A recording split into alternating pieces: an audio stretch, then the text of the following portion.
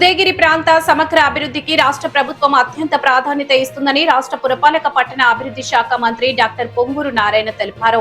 పరిశ్రమల స్థాపన ద్వారా ఉపాధి అవకాశాలను పెంచి ఆర్థిక అభివృద్ధికి బాటలు వేస్తామని ఆయన పేర్కొన్నారు.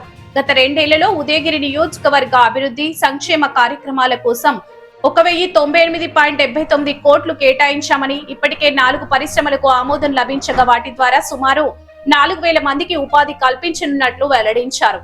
కేవలం సంక్షేమానికి ఉదయగిరి.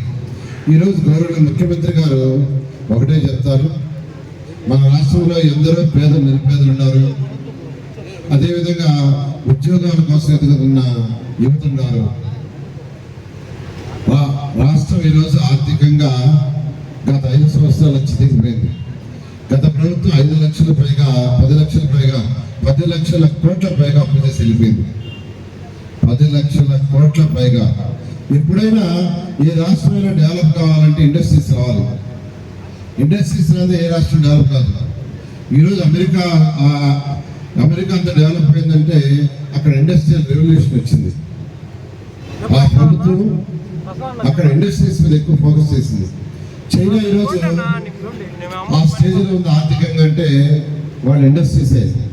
అందుకనే గవర్నమెంట్ ముఖ్యమంత్రి గారు ఈ రాష్ట్రంలో ఇండస్ట్రీస్ వస్తే తప్ప సంక్షేమం చేయలేము, డెవలప్ చేయలేము, యువతకు ఉద్యోగాలు రావని ఈరోజు వారు ప్రభుత్వం రాగానే టోటల్ కాన్సన్ట్రేషన్ ఇండస్ట్రీస్. యువ నాయకుడు లోకేష్ కూడా ఈరోజు అనేక దేశ విదేశాలు తిరుగుతూ అనేక ఇండస్ట్రీస్ రాష్ట్రానికి తీసుకొస్తున్నారు. ఇండస్ట్రీస్ వస్తే ఎక్కడైతే ఇండస్ట్రీస్ వస్తాయో ఆ ఏరియాలో యువతకు ఉద్యోగాలు వస్తాయి. ఉద్యోగాలు వచ్చినప్పుడు వాళ్ళ ఆదాయం పెరుగుతుంది. ఎక్కడైతే ఇండస్ట్రీస్ వస్తాయో అక్కడ ఇండస్ట్రీస్లో పనిచేసే వాళ్ళందరూ కూడా అనేక ఫెసిలిటీస్ కలిగించాలి. స్కూల్స్ కావచ్చు, హాస్పిటల్స్ కావచ్చు, అదర్ యాక్టివిటీస్. సో ఒక ఇండస్ట్రీస్ వచ్చిందంటే ఇండస్ట్రీ కాదు, దానికి సంబంధించి పక్కన హౌసెస్ కావాలి, అనేక ఫెసిలిటీస్ కావాలి. వీటన్నిటి ద్వారా రాష్ట్రానికి ఇన్కమ్ వస్తుంది. ఒక ఇండస్ట్రీ వచ్చి ఇండస్ట్రీ పెట్టి ప్రొడక్షన్ స్టార్ట్ అయ్యి బయటకు వస్తే ఆ వస్తువుల మీద వచ్చే జిఎస్టీలో రాష్ట్రానికి సగం షేర్ వస్తుంది. అందుకని గారు ముఖ్యమంత్రి గారు గత 2 సంవత్సరాల్లో అనేక దేశ విదేశాల ప్రతినిధులతో ఇండస్ట్రీస్తో మాట్లాడి చేయటం వల్ల ఈరోజు మన రాష్ట్రానికి భారతదేశంలో అన్ని రాష్ట్రాలకు వచ్చిన ఇండస్ట్రీలో 25% మన రాష్ట్రానికి వచ్చినాయి. 25% మన ఒక్క రాష్ట్రానికి. అది కేవలం మన ముఖ్యమంత్రి గారి మీద ఉన్న నమ్మకంతో. అయితే ఇవన్నీ గ్రౌండ్ కావాలంటే కొన్ని 1 year పడతాయి, కొన్ని 2 years పడతాయి, కొన్ని 3 years పడతాయి, కొన్ని 4 years పడతాయి, కొన్ని 5 years కూడా పడతాయి. ఒక ఇండస్ట్రీ అనగానే ఇవాళ మనం శాంక్షన్ చేయగానే ఫస్ట్ పెట్టలేదు. దానికి సంబంధించి వాళ్ళు మిషనరీ కావచ్చు, టెక్నికల్ పీపుల్ కావచ్చు, ఫైనాన్షియల్ ప్లానింగ్ కావచ్చు, టేక్స్ టైం. ఈరోజు అయితే ఎక్కడైతే ల్యాండ్స్ అధికంగా ఉన్నాయో అక్కడ ఇండస్ట్రీస్ పెట్టగలం. ల్యాండ్స్ లేని దగ్గర ఇండస్ట్రీస్ పెట్టలేదు. ఈరోజు ఉదయగిరికి అటువంటి ఆపర్చునిటీ ఉంది. ఉదయగిరిలో మంచి ల్యాండ్స్ ఉన్నాయి. కలెక్టర్ గారు కూడా యాక్చువల్గా పర్సూ చేస్తున్నారు. ముఖ్యమంత్రి గారు ప్రత్యేకంగా కలెక్టర్ చెప్పారు, ఉదయగిరి వెనుకబడిన కాన్స్టిట్యున్సీ, అది ఎంతో డెవలప్ కావడానికి ఈ రాష్ట్రంలో అన్ని అనుకూలు ఉన్నాయి. ల్యాండ్ ఫస్ట్, ల్యాండ్ కావాలి. ల్యాండ్ ఏం చేయలేదు. ల్యాండ్ లేకుండా ఏమి డెవలప్ కాదు. ఉదాహరణకి నా కాన్స్టిట్యున్సీ నెల్లూరు సిటీ తీసుకుంటే ఆ ఇండస్ట్రీ పెట్టడానికి 1 సెంటు కూడా లేదు. ప్రభుత్వం 1 సెంటు అంటే 1 సెంటు కూడా లేదు. ఈ మధ్య ముఖ్యమంత్రి గారు డిస్కస్ చేస్తే నా పక్కన కోవూరులో ల్యాండ్ ఉంది సార్, అటు పక్క వేర్లు అమ్మేది అంటే ల్యాండ్ ఉంది. ఆ 2 ల్యాండ్స్ లో ఇండస్ట్రీస్ పెట్టండి.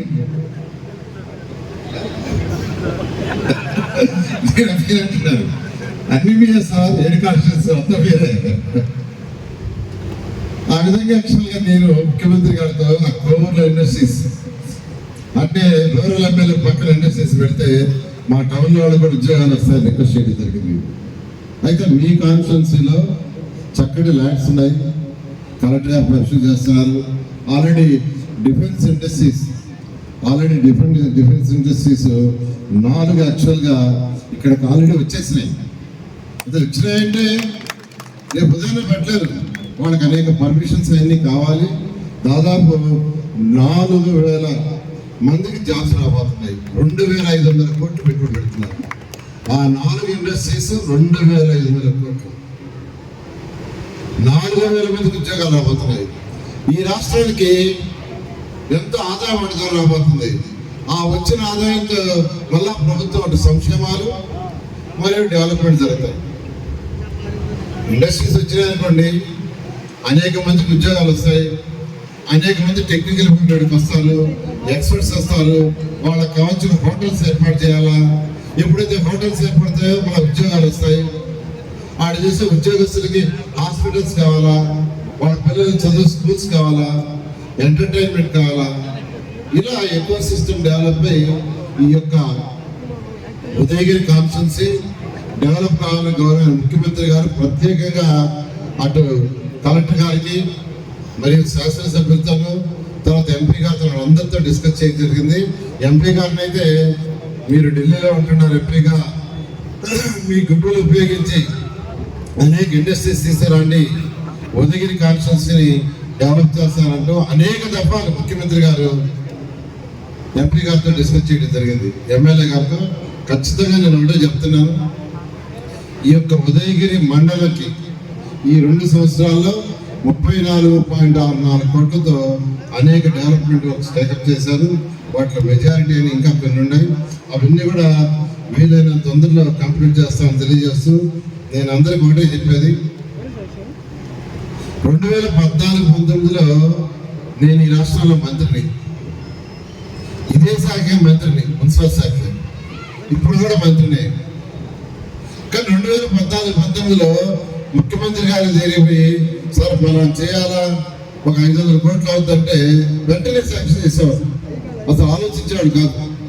మీరు అడిగిన అన్నా క్యాంటీన్స్ ఉన్నాయి, అన్నా క్యాంటీన్స్ ముఖ్యమంత్రి గారు చేయమన్నారు. నాకు చేయమంటే ఎలా చేయాలంటే ఒకటి అన్నారు, ప్రతి పేదవాడు చక్కగా మంచి ఎన్విరాన్మెంట్లో నిలబడి ఆ కూర్చొని భోజనం చేసే విధంగా చేయమన్నారు. ఇంకేం చెప్పన్నారు, ఎంత ఖర్చు అయినా పర్వాలేదు అన్నారు. ఆ రోజు 204 అన్నా క్యాంటీన్స్ని పెట్టి రోజుకి 2,25,000 మంది భోజనం చేస్తుంటే గత ప్రభుత్వం మూసేసింది 5 సంవత్సరాలు. ఎందుకు మూసేసిందో తెలియదు. కేవలం 5 రూపాయలు భోజనం పెడుతున్నాం. వాళ్ళు చేయదలుచుకుంటే 1 రూపాయి చేసి ఉండొచ్చు, మేము కాదంటున్నా. అయితే మళ్ళీ ప్రభుత్వం రాగానే వెంటనే 100 రోజుల్లో వాటిని ఓపెన్ చేయమంటే 50 రోజులు ఓపెన్ చేశాం. అవి అయిన తర్వాత శాసనసభ్యులు, ఉదయగిరి శాసనసభ్యులు అంటే వాళ్ళు మళ్ళా కొంతమంది మాకు అన్నా క్యాంటీన్స్ కావాలంటే 70 అన్నా క్యాంటీన్స్ శాంక్షన్ చేశారు. మీకు కూడా ఇక్కడ యాక్చువల్ ఒకటి వచ్చింది. మళ్ళా ఇప్పుడు మీ శాసనసభ్యులు మళ్ళా అడుగుతున్నారు అనుకోవటానికి. అయితే ముఖ్యమంత్రి గారు ఫస్ట్ 70ని మొదలుపెట్టి చేయండి, తర్వాత శాంక్షన్ చేస్తామన్నారు. ఖచ్చితంగా నెక్స్ట్ శాంక్షన్ చేసేటప్పుడు మీ ఉదయగిరికి ఖచ్చితంగా చేస్తానని ఈ సందర్భంగా తెలియజేస్తూ, అదేవిధంగా గత ప్రభుత్వంలో నేను ఈ శాఖ మంత్రిగా ఉన్నప్పుడు ఇల్లు కట్టేది కూడా నాకే ఇచ్చినారు ముఖ్యమంత్రి గారు, హౌసెస్. అయితే నేను అమరావతి రాజధాని కోసంగా ఈ రోజున మన గౌరవ మంత్రివర్యులు, మన అమరావతి రూపకర్త, మా గురువు గారు నారాయణ సార్ ఇక్కడికి రావడం జరిగింది.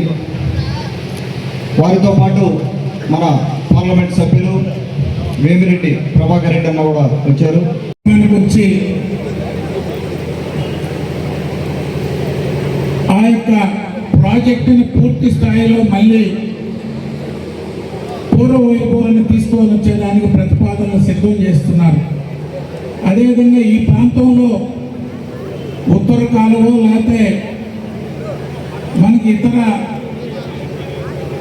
మేజర్ ప్రాజెక్టులు పూర్తయ్యే లోపల చెరువుల్ని పూర్తి స్థాయిలో అభివృద్ధి చేయాలని అనేక ప్రయత్నాలు గతంలో చేశాం. 14-19లో, గతంలో 99-94 2 ప్రభుత్వాల్లో కూడా ఇక్కడ అనేక అభివృద్ధి కార్యక్రమాలు విజయరామరెడ్డి గారి నాయకత్వంలో, ఆ తర్వాత బొల్లినేని రామారావు గారి నాయకత్వంలో నాయకత్వంలో చేశారు.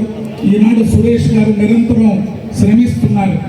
ఈరోజు పార్లమెంటు సభ్యులు పార్లమెంట్లోనే ఉదయగిరి నియోజకవర్గాన్ని ఒక ప్రత్యేకంగా అభివృద్ధి చేయాలని, వారికి తోడుగా ఈరోజు మంత్రి నారాయణ గారు ఉదయగిరి నియోజకవర్గంలో ఉన్న సమస్యలని సురేష్ గారి కోరికపై ఈనాడు మన నియోజకవర్గానికి విచ్చేశారు.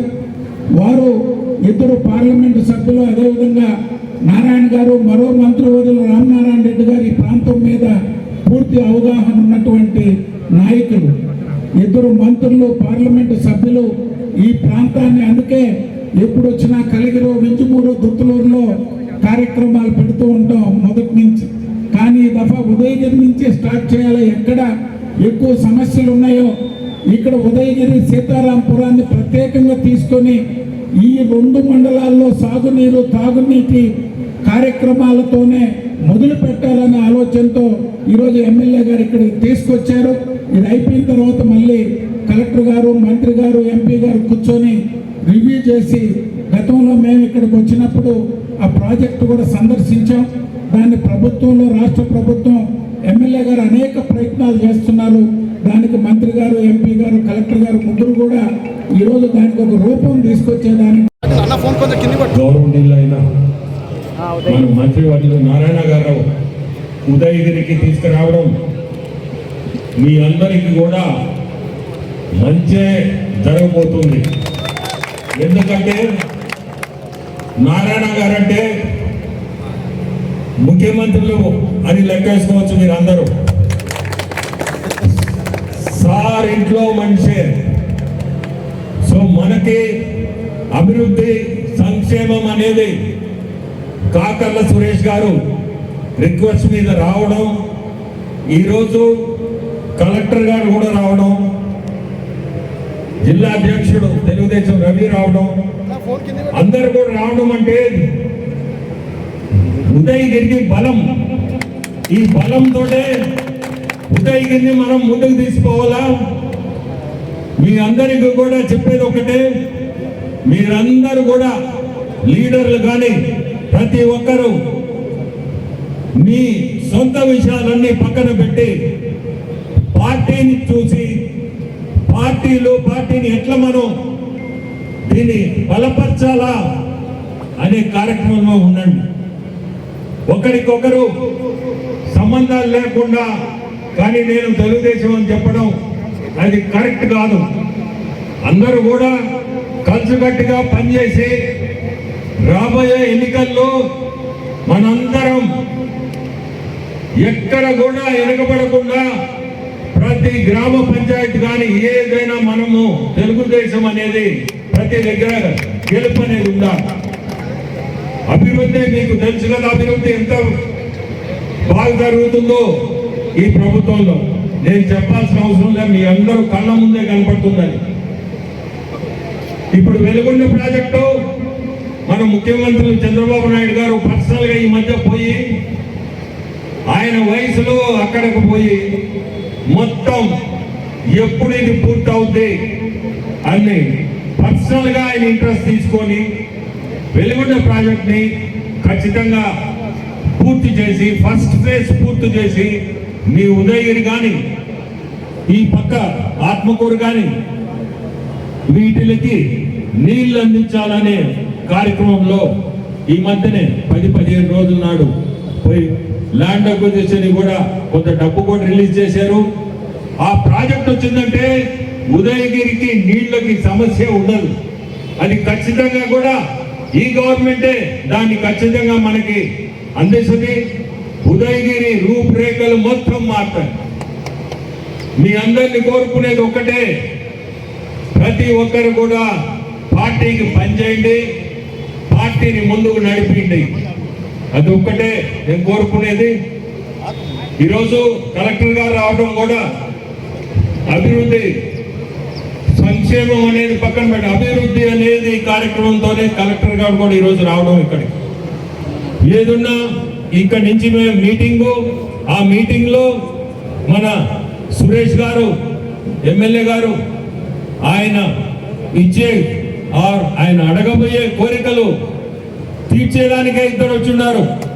పెద్దలు నారాయణ గారు కలెక్టరు ఇద్దరు ఉండాలంటే ఉదయగిరికి పనులు అయినట్టే.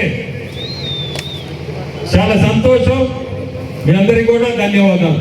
సామాన్యులకు అందుబాటులో కార్పొరేట్ వైద్యం అందిస్తున్న ఎన్ఎల్ హాస్పిటల్స్ మేనేజింగ్ డైరెక్టర్ మరియు గుండె వైద్య నిపుణులు డాక్టర్ కులారి నాగేంద్ర ప్రసాద్, డైరెక్టర్ మెదడు మరియు నరముల వైద్య నిపుణులు డాక్టర్ లావణ్య కుంకాల ఆధ్వర్యంలో సామాన్యులకు అందుబాటులో కార్డియాక్ అండ్ న్యూరాలజీ సేవలు మరియు ఎమర్జెన్సీ అండ్ క్రిటికల్ సేవలు 24 గంటలు అందిస్తున్న ఎన్ఎల్ హాస్పిటల్స్ పీవీఆర్ కళ్యాణ మండపం ఎదురుగా మాగుంట లేఅవుట్, నెల్లూరు. సంప్రదించవలసిన నెంబర్లు 9966801108, 0961232888.